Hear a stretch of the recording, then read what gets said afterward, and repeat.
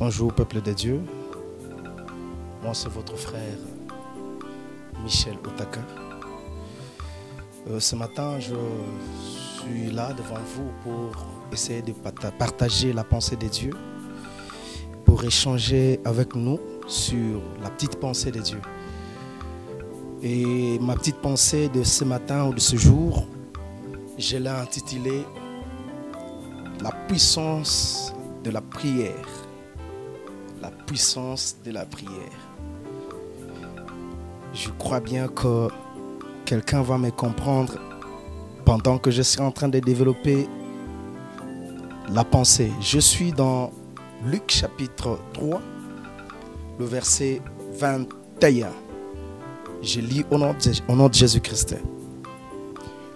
Tout le peuple se faisait baptiser. Jésus fut aussi baptisé. Et pendant qu'il priait, les cieux s'ouvrit. Et le Saint-Esprit descendit sur lui sous une forme corporelle, comme une colombe. Et une voix fit entendre du ciel ces paroles. Tu es mon fils bien-aimé. En toi j'ai mis toute mon affection. Amen. Là, j'avais dit que nous allons partager sur la puissance de la prière. Ici, c'est Jésus-Christ qui veut nous enseigner quelque chose, qui veut nous montrer que réellement, il existe une puissance derrière la prière. La Bible dit que le peuple venait se faire baptiser auprès de Jean-Baptiste. Jésus se fit aussi baptiser par Jean-Baptiste. Mais ce que j'ai aimé, c'est l'attitude de Jésus-Christ. Il n'a pas voulu faire les choses comme tout le monde. La Bible dit tout le peuple venait auprès de Jean-Baptiste pour se faire baptiser. Et après le baptême de Jésus, la Bible dit que Jésus pria. Et pendant qu'il priait, la Bible dit que le ciel s'ouvrit. Ah, très important. Quand tu fais des choses, je te demanderai aussi de ne pas faire les choses comme tout le monde. Si tu veux vivre la différence dans ce que tu fais, tu dois chercher à avoir un truc ou quelque chose qui peut marquer la différence avec les autres. Alors Jésus-Christ, il était venu aussi se faire baptiser comme tout le monde. Mais il s'est différencié des autres pendant qu'il priait. La Bible dit, Jésus s'est fait baptiser et après, il commença à prier. Ce que j'ai aimé, c'est pendant qu'il priait. La Bible n'a pas dit qu'après la prière. Pendant qu'il priait, le ciel s'ouvrit. C'est là que j'ai compris que la prière peut aussi ouvrir le ciel. La prière, si elle a la capacité d'ouvrir le ciel, alors je me dis qu'elle peut aussi briser les forteresses. Pourquoi? Parce qu'elle a la capacité d'ouvrir le ciel. C'était ça la chose que le Seigneur voulait nous enseigner. Il voulait nous montrer que derrière la prière, il y a une puissance. Derrière la prière, il y a une force. Et cette force, c'est une force illimitée. Christ voulait aussi nous montrer que la prière, c'est une clé. Si je peux le dire, c'est une clé qui peut ouvrir le ciel. Si quelqu'un a besoin que le ciel s'ouvre, qu'il cherche à utiliser la prière, et c'est alors qu'il verra le ciel s'ouvrir. Jésus a prié. Et pendant qu'il priait, le ciel s'ouvrit. J'ai aimé cette attitude. Jésus voulait juste nous dire, si nous avons besoin d'ouvrir le ciel, nous devons faire tout pour prier. Si nous avons besoin de marquer la différence avec les autres, nous devons utiliser le langage de la prière. J'ai aimé, Jésus a été venu dans le eau de baptême pour se faire baptiser comme tous les autres. Mais Jésus s'est distingué des autres. C'est là que je suis en train de te demander. C'est alors que tu seras en train de faire les choses. Je veux que les choses que toi tu seras en train de faire accompagne tes choses avec la prière.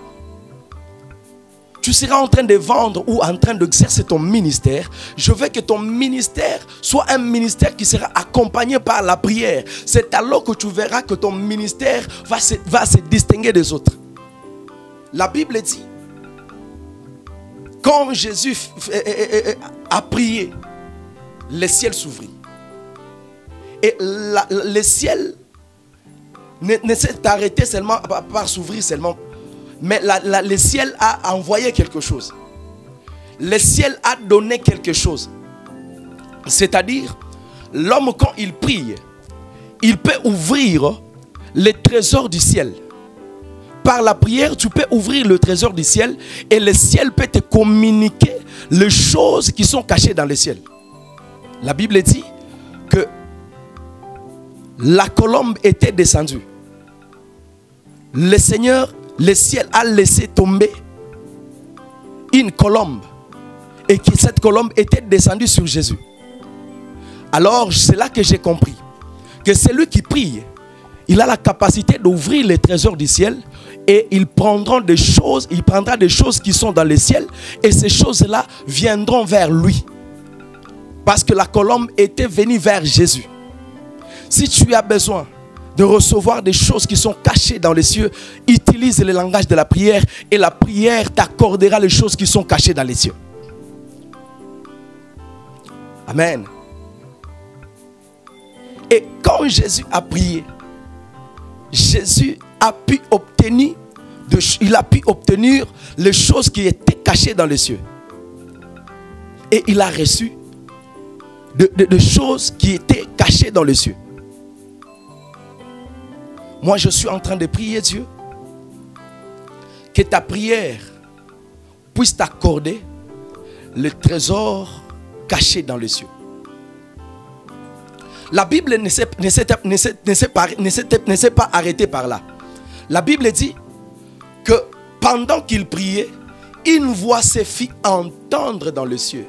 Ah, c'est là que je comprends que la prière peut ouvrir même la bouche de Dieu. Ta prière peut pousser à Dieu de parler en ta faveur. La voix qui s'est fait entendre dans les cieux, elle n'a pas parlé pour les autres qui venaient se faire baptiser avec Jésus, non. La Bible dit, la voix qui s'est fait entendre dans les cieux, elle a parlé uniquement pour celui qui a prié. La prière te fera à ce que tu puisses avoir des choses qui te sont particulières. Et le ciel a parlé uniquement pour Jésus. La Bible dit que celui-ci est mon fils bien-aimé, en qui j'ai mis toute ma confiance.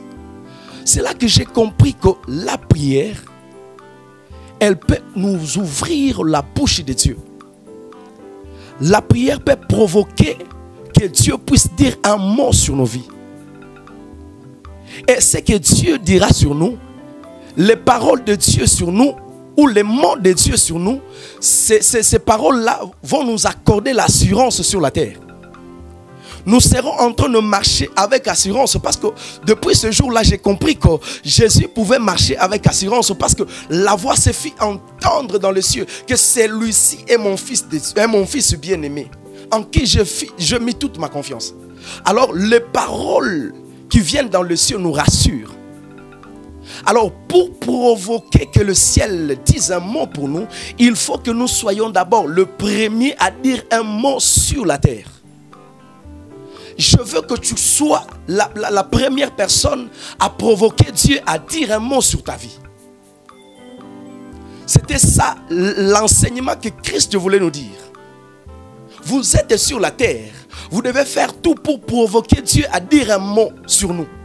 Et pour que Dieu dise un mot, nous devons monter à la prière. Nous devons adresser nos prières à Dieu. Et Dieu entendra nos prières. Et nos prières peuvent attirer l'attention de Dieu. Et Dieu peut aussi dire un mot sur nos vies. Et ce que j'aime, c'est quand le Seigneur commence à dire un mot sur nous. Quand le Seigneur déclare un mot sur nous, et ces paroles ou ces mots vont nous rassurer. Nous allons commencer avec assurance sur la terre. Pourquoi? Parce que le Seigneur a déjà déclaré un mot sur nos vies. J'aime ça. J'aime ça. Vous savez, quand le Seigneur déclare un mot sur nous, vous serez en train de marcher sur la terre tout en étant rassuré. Hein? C'est-à-dire, vous serez en train de marcher comme celui qui est déjà enregistré dans la société d'assurance.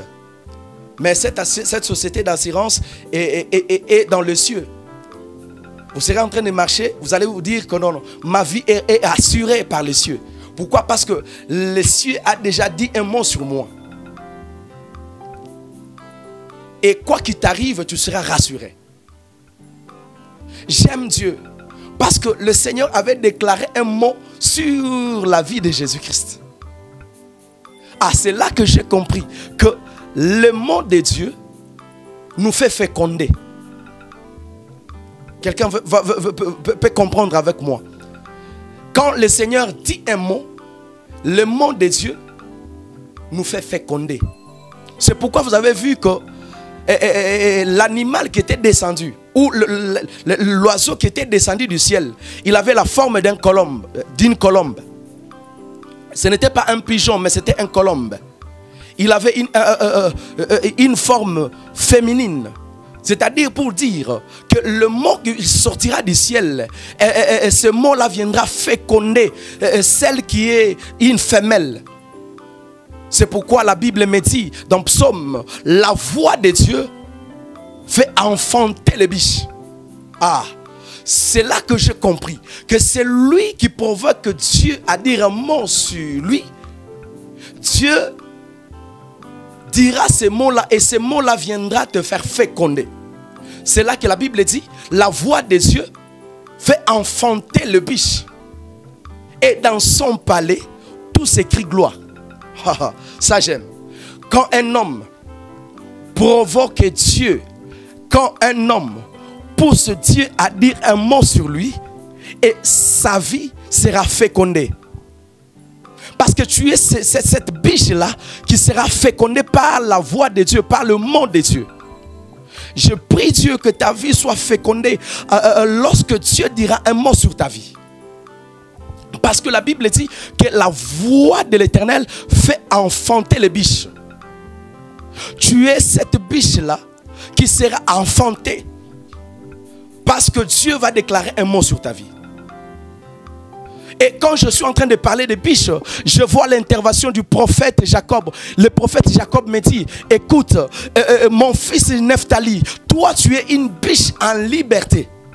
Tu préfères les belles paroles. Ah, la biche en liberté préfère les belles paroles. Et ces belles paroles ne doivent pas sortir d'un homme. Mais les belles paroles que la biche aime, c'est des belles paroles qui sortent de la bouche de Dieu. Est-ce que quelqu'un est avec moi? Tu es cette biche en liberté qui aime les belles paroles.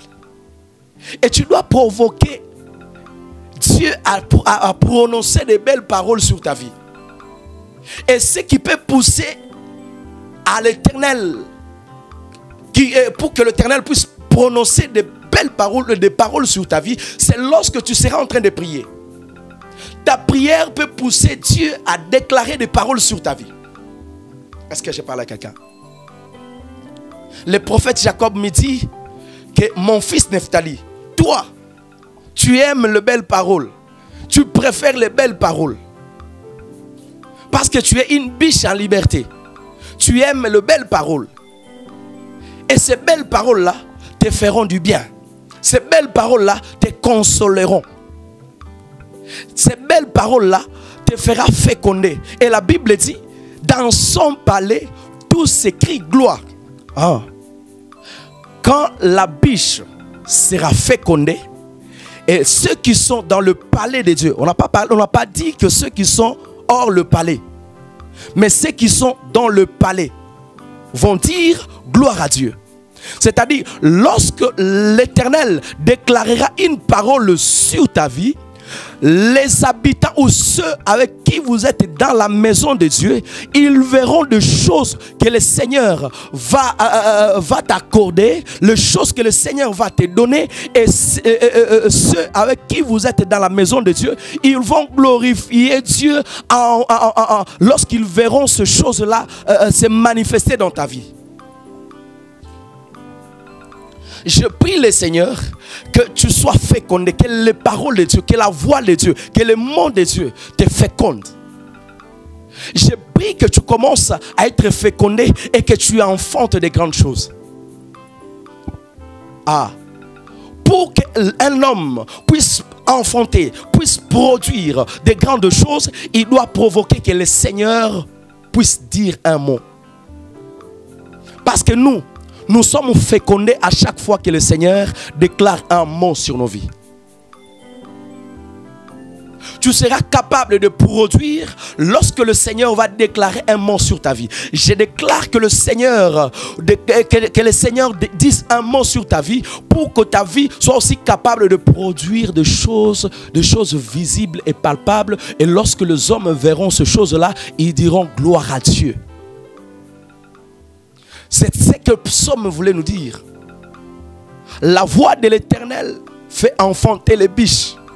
Et dans son palais, tout s'écrit gloire.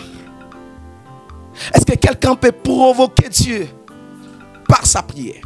Je veux que ta prière puisse attirer l'attention de Dieu et que ta prière puisse pousser Dieu à dire un mot sur ta vie. Et le mot de Dieu sur ta vie t'amènera à concevoir, si je peux dire comme ça, à concevoir, à tomber même enceinte, si je peux le dire comme ça.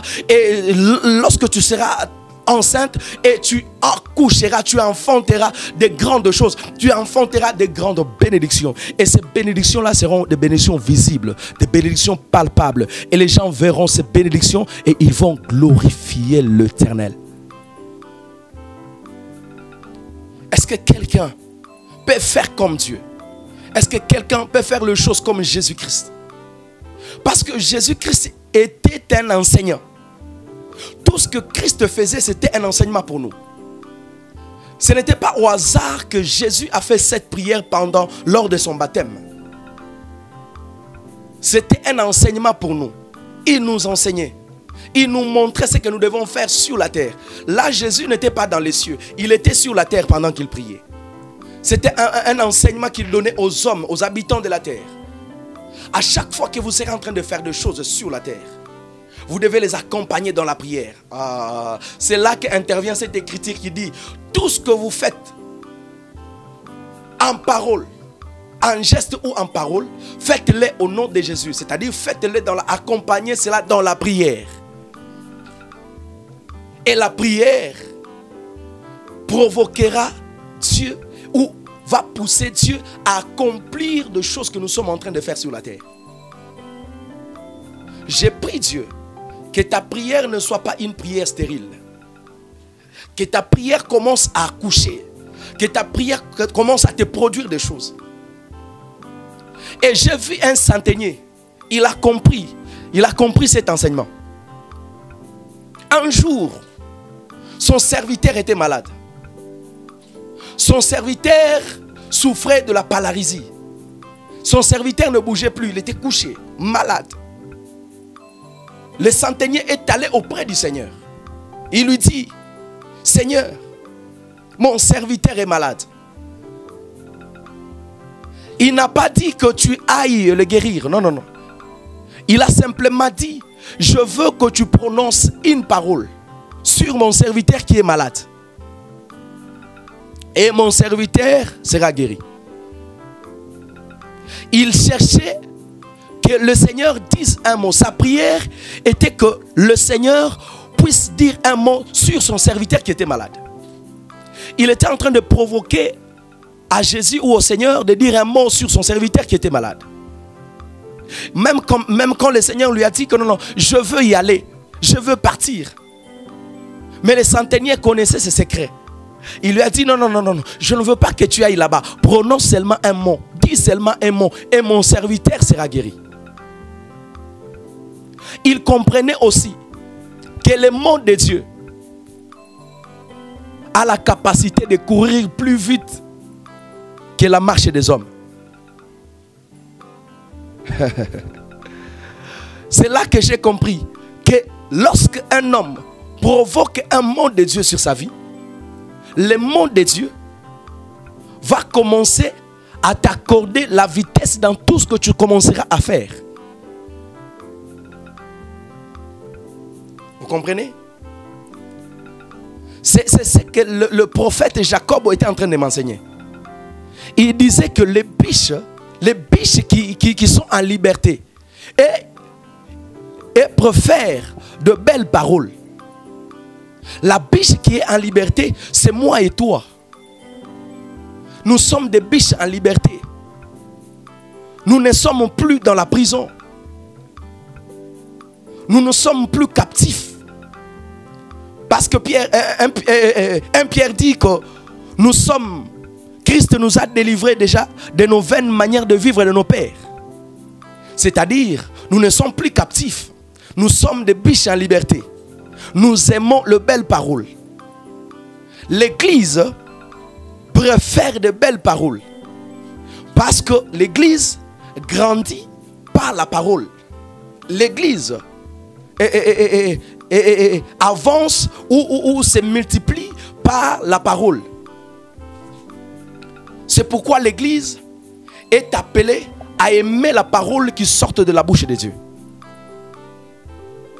C'était ce que le prophète Jacob était en train de me dire. Parce que la biche en liberté, elle représente aussi l'Église. L'Église qui aime la parole. L'Église qui avance par la parole. L'Église, pour elle, elle n'a pas d'autre chose que la parole. Elle ne préfère que la parole. C'est pourquoi le centenier a demandé à Dieu, a demandé à Jésus de dire un mot sur son serviteur. Nous sommes appelés à aimer la parole. Nous sommes appelés à provoquer que le ciel dise un mot sur nos vies. Et le monde de Dieu sur nous sera une bénédiction. Nous serons en train de produire, nous serons en train d'avancer, nous serons en train d'évoluer dans tout ce que nous allons entreprendre. Je prie que le Seigneur t'accorde le pouvoir de prier, la capacité de prier. Parce que lorsque tu seras en train de prier sur la terre, et ta prière qui provient de la terre va aussi ouvrir les ciels. Et lorsque ta prière ouvrira les ciels t'accordera les choses de grandes bénédictions. Je prie que toi qui es en train de me suivre ce matin, que ta prière que tu commenceras à faire ce jour te pousse à entrer dans de grandes bénédictions. Que ta prière de ce jour te pousse à entrer dans ta destinée. Commence à provoquer Dieu. Cherche à ce que Dieu dise un mot sur ta vie. Et tu le feras mieux dans la prière. Car la prière a une puissance. La prière a la capacité d'ouvrir les ciels. La prière a la capacité de toucher même le cœur de Dieu.